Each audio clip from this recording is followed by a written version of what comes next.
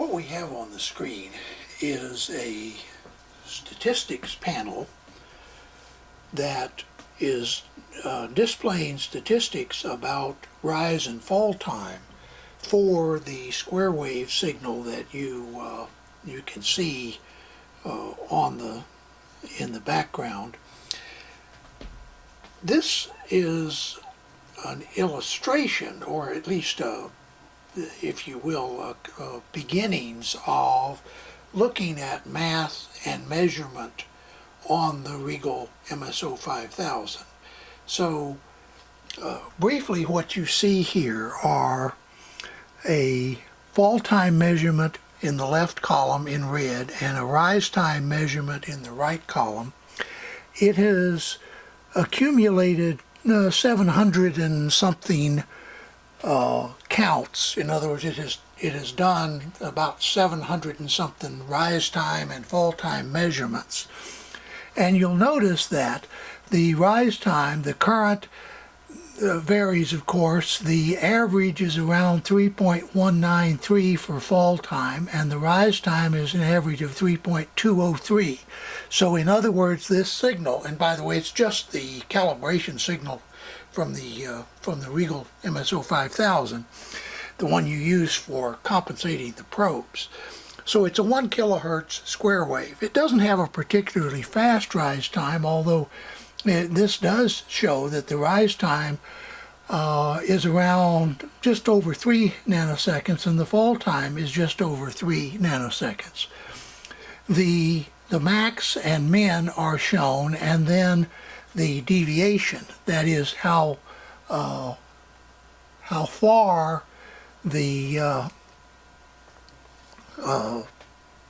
rise and fall time varies from the, I said nanoseconds and I meant microseconds. The deviation is in nanoseconds. The rise and fall times are in microseconds. So we'll talk about how you set this up, but this is one of the things that you can do with the MSO5000 and with many other oscilloscopes as well that allow you to do measurements that include statistical data gathering.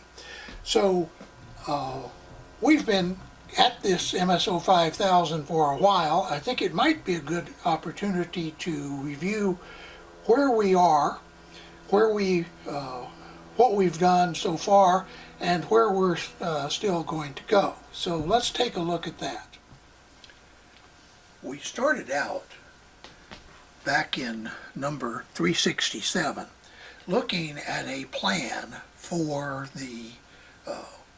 evaluating the MSO5000 and its usefulness and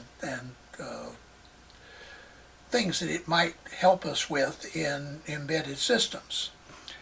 The feature overview was 368, then we looked at basic setup, vertical and horizontal in 370, then in 371 sampling and acquisition, power analysis in 72, and then various resources that you might want to acquire in 373.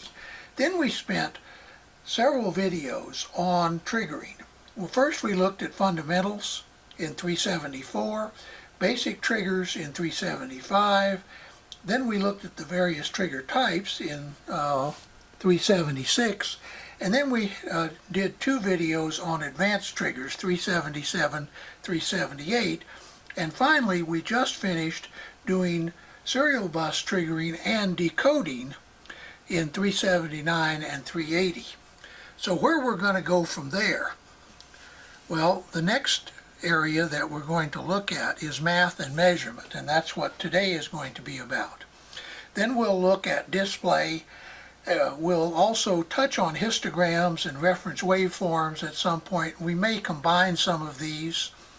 We'll definitely want to talk about recording and playback as well as search and navigation, and that may be more than one video. We'll also look at pass-fail analysis, and I would like at some point to talk about the arbitrary waveform generator and perhaps do some Bode plots. So that's where we're going, but today it's math and measurement. we've returned the scope to the place that it's at after you have pressed the auto set button on the probe compensation signal, that the 1 kilohertz square wave.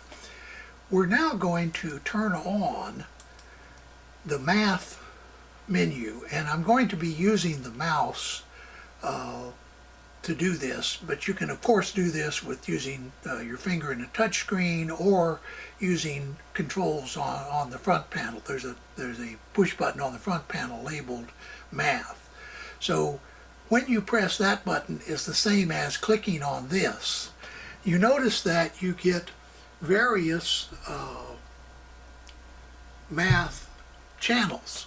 This particular oscilloscope will let you do up to 4 math channels, and of course each channel can contain more than one oscilloscope channel.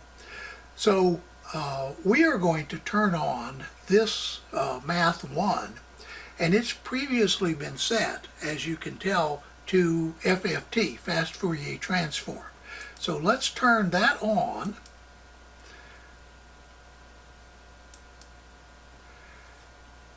And you will see that we get a signal because we're going to readjust the size and the position of channel 1, and then we're also going to increase the number of cycles that we're displaying. And so now let's set up this FFT operation. You notice that it shows over here the source is channel 1. Let me turn this off for a second and then back on. And then I'm going to go down here to auto setting and click on that, because in the FFT menu there is a second auto setting control that allows you to auto set the FFT. So now let's go ahead and set up the FFT. Now we've adjusted the FFT, and by the way, I'm not going to be talking about the FFT in this video. I'm just showing this as an illustration of one of the things you can do under the math operations.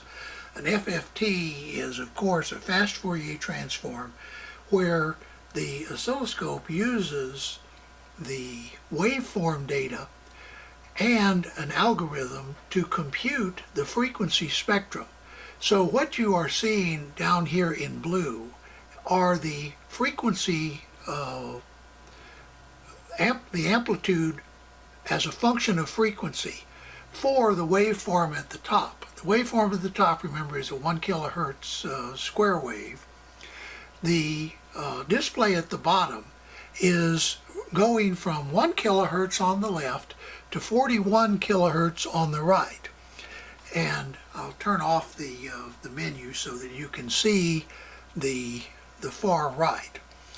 One of the reasons I did that is so that every other of these waveform peaks shows up on a grid line.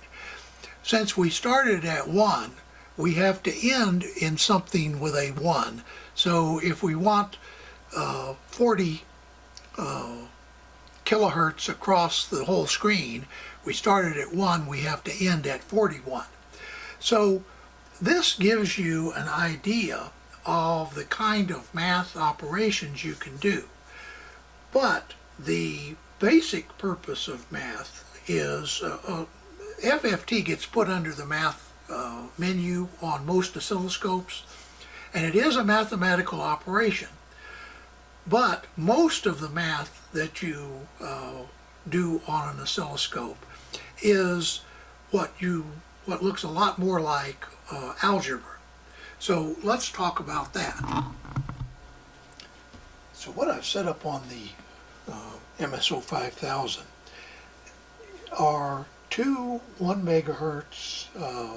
signals, square waves.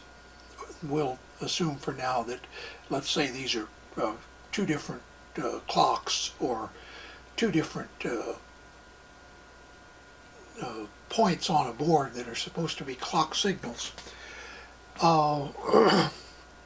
And I have set up a math trace in the center, which we'll talk a little more about in a second. What we have done is set the math trace to subtract the channel 2 from channel 1. Now these two traces are coming from a function generator, these two simulated clock signals. And right now they are in phase. Now what I'm going to do is start changing the phase of one of them relative to the other. You notice that this is only 1 degree phase difference between these two clocks, which can represent only a very small amount of time delay. So for example, if a clock starts out in a central system clock, but then because of the way it's distributed, the path delays are not identical, you can wind up with one clock being slightly off from the other. Notice that on the math display, it shows the difference between these two. Now we're going to go to a 2 degree difference, 3 degrees, 4 degrees, 5, 6, 7, 8, 9, 10 degree difference. Why am I showing you this? Well, I want you to understand that math operations are not necessarily just for doing mathematics on a waveform. They can be used to actually analyze the things like the timing and phase of some signals. By being creative in the way you use the math, and in this case the operator is A minus B, between a couple of channels, or between, in this case, two clock signals, you can display what is in effect the error between these two clocks using a math channel. So now let's look at what other operations might be available. On the screen now you see that we are using A minus B. That's right here. You can also do A plus B and a number of others, including things like, let's scroll down here, you see the logic operations like A and B, or A or B.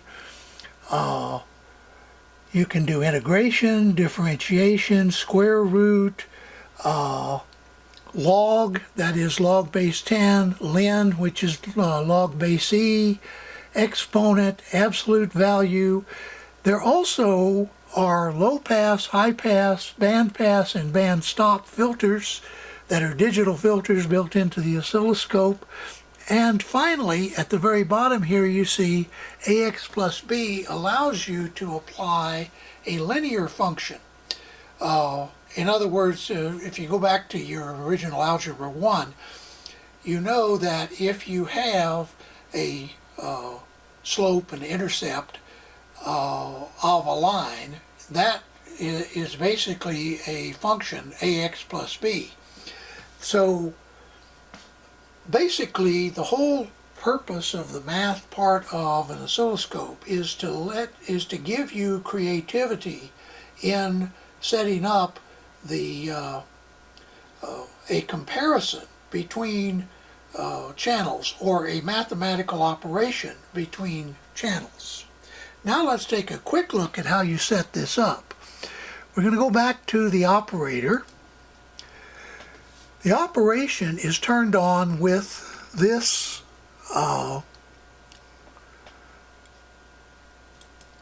point. Notice that now it disappears. We turn it on and it comes back. And by the way, the scale has now been readjusted. I'm going to go down here to scale, and I'm going to set it back to 1 volt per division. And then the offset is here, and I'm going to turn it back down to put it between the two traces. So just like an oscilloscope trace or a channel, you can move a math trace and change its scale. Notice that there is a source A in this case, since it's A minus B. There's also a source B, which is channel 2.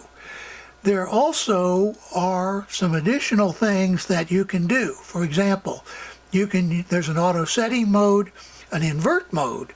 Suppose you wanted to invert one of these signals and then compare them. Or instead of A minus B, what you could do is invert channel 2 and then add it to channel 1, and you get the same result.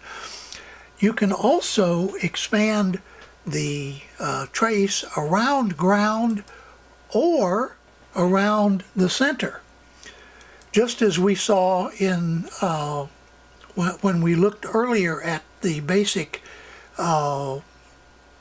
math or basic scope functions. You can also label the display either out of the library or by inputting a display, and you can do a color grade. We won't do color grade now, but at some point in the future we may use that to show us some things. Color grade is generally more useful when you have a signal that is changing quite a bit with time. But since this is not, it's not particularly helpful. So this is what I hope is shows you that math is not just doing mathematics on an operation or on a waveform or a couple of waveforms. It can be a good troubleshooting and analysis tool for embedded systems. Okay, now let's look briefly at measurement, and then we'll try to close this video with perhaps some useful information about using measurements. We'll keep the same two signals on the scope, and we will click on measure up here. Now once again, there's a front panel key labeled measure that you can press instead of using the mouse. When you click measure, you notice over here that it brings up a menu in which you can select. Suppose that, and by the way, down here at the bottom is an all measure. I'm going to turn that one on first, and I'm going to say do an all measure on channel 1. You'll notice that there are an enormous number of different things you can measure. Now some of them are irrelevant to this particular situation, or because of the time base, like period and frequency, it cannot do a good job. So it stars those to warn you that it can't give you an accurate measurement in that area. Let's now slow down the time base a little bit until we have more than one full cycle, and you notice then the period and frequency and some other things begin to work, because the scope now has enough data to calculate those values. We're going to turn the all measure off, and we are going to go up here to add, and you notice that there are a whole series of measurements here. When we started this video looking at a rise time and a fall time measurement and statistics.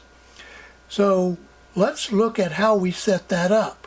Now there's also vertical measurements, other measurements, that is delays between channels, for example, as well as analyze mode that we won't talk about today, although later when we talk about Bode plots, we will come back to this. So let's go to horizontal. If we turn on rise time and we turn on fall time, you'll notice now that on the lower left hand panel are the columns that we had displayed earlier, and you notice that it is accumulating data on the rise and fall times. Notice now that these are in nanoseconds, not microseconds. This function generator has a fairly fast rise and fall time, and it's reflected in the measurements here. Now, you'll notice that we can remove statistics and they turn off, and now we're just measuring the current rise and fall time. I'm going to turn statistics back on, and we get back to where we started this video. That is a statistical compilation of rise time and fall time. Now, of course, you can do statistics on, I think it's up to 6 different measurements at the same time. This can be very useful in determining, for example, if you have a clock whose rise time or fall time tends to move around a lot, you'll see it in these statistics. So let's take a look at one more use for the measurement features in the MSO5000 and then close out this video. Now I'm going to show you a system or a use for a measurement that is a little out of the ordinary. What you see on the screen is a clock signal that has an occasional runt. That is a very a small anomaly, where instead of the clock going all the way to a 1 and back to a 0, it goes part way and then falls back to 0 again, part way to a 1, and then falls back, but it never reaches the high level. What the scope is set up to do is a measurement of positive pulses. It just counts the number of positive pulses.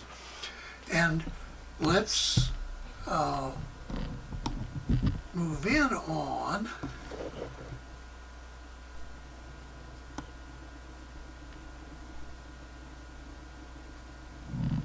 the lower left-hand corner. You see that it's reading 10,000 pulses, and it's very stable. I'll show you what this measurement does in a minute, but what this does is it measures between, on the left over here you see a yellow symbol, and then a little above it you see another symbol. It is measuring between those two. Now I am going to start lowering the upper limit and watch what happens to the count of the number of pulses when you get down to approximately the midpoint. You notice that now we're starting to get occasional additional pulses that we weren't seeing before. And the reason is that the signal that we are looking at, let's go to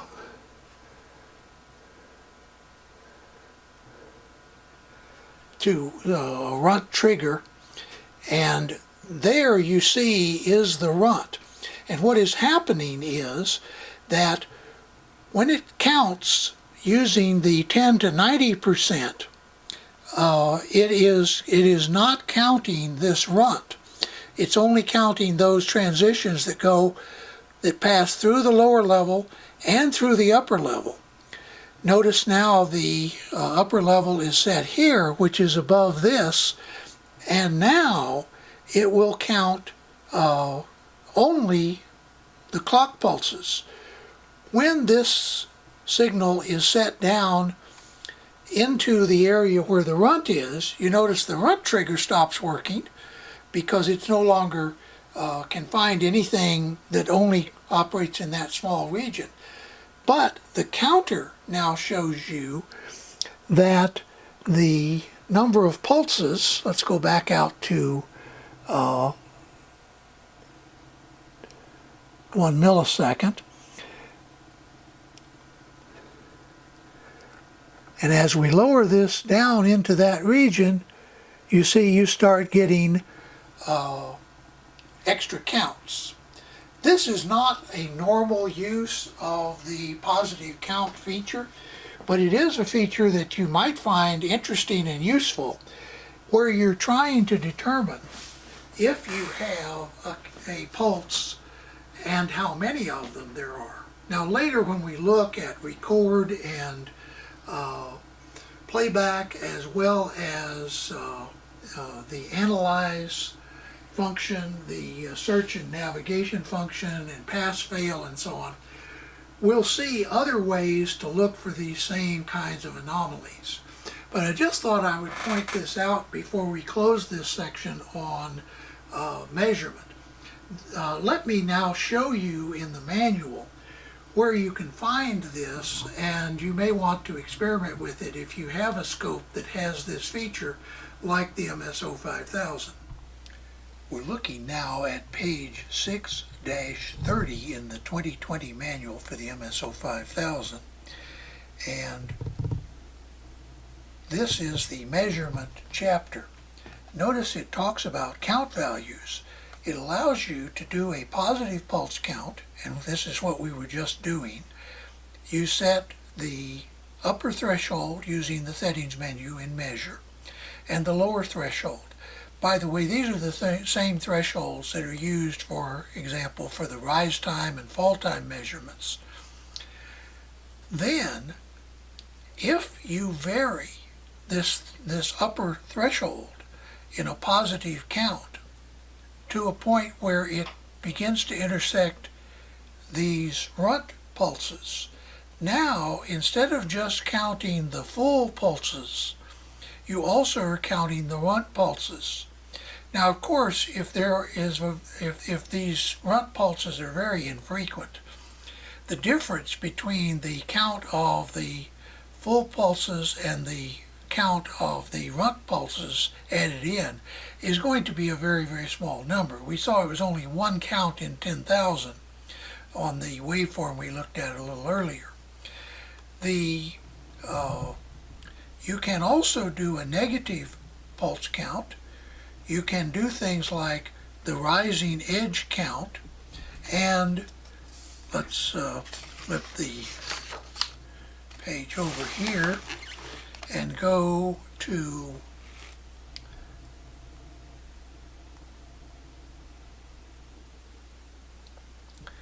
there where we're counting the number of rising edges or the number of falling edges. And also, finally, they tell you about how to set the thresholds using the measure setting menu. So just thought this might be something that it's not present in a lot of oscilloscopes, but it is one of those nice measurement features in the MSO5000 that I'm sure that clever lab rats out there will be able to find many uses. Once again, I hope these videos are helping people. I'm trying to do two things at the same time. Cover the basics for those who may not have seen an oscilloscope used in anger, if you will, and those who have considerable experience who may be bored by just an explanation of the basics. So I try to throw in a few things like this use of a counter to hopefully provide some at least entertainment for those of you out there who probably know more about using an oscilloscope than I do. But once again, I hope wherever your level, you enjoy these videos and that you get something out of them. Get in the lab. The more you use an oscilloscope, the better you will get at using an oscilloscope. So, before we get to talking about actually debugging embedded systems, I'm hoping I will have laid enough foundation that even beginners will feel more comfortable using an oscilloscope like the MSO5000. And when we get there, I assure you we'll have some more little tricks and possibly surprises. Stay safe, and please have a nice day.